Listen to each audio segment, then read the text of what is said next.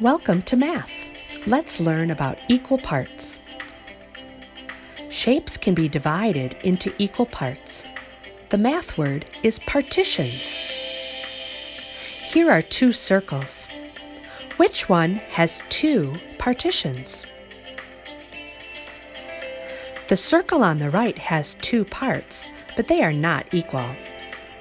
Two equal parts are called halves.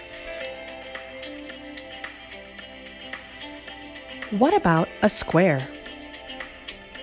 Vertical line? Yes. How about a horizontal line? Yes. Diagonal line? Yes. All three have two equal partitions, halves. How about four equal partitions? Cutting a square in half and in half again makes fourths. Sometimes we use the word quarters. Some shapes can be divided more than one way.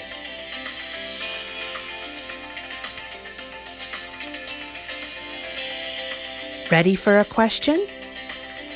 How can we show three equal partitions on a square? Yes, thirds. Is there another way? Got it. What about a circle?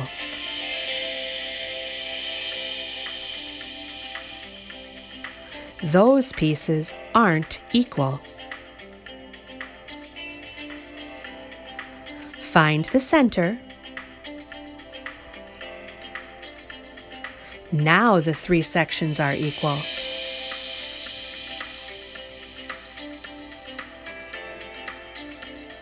Let's look at some other shapes. Rhombus, rectangle, star, hexagon, and oval. Let's add some partitions. Which shapes show two equal partitions? The rhombus and oval show halves. Which shape shows four equal parts? The rectangle has fourths.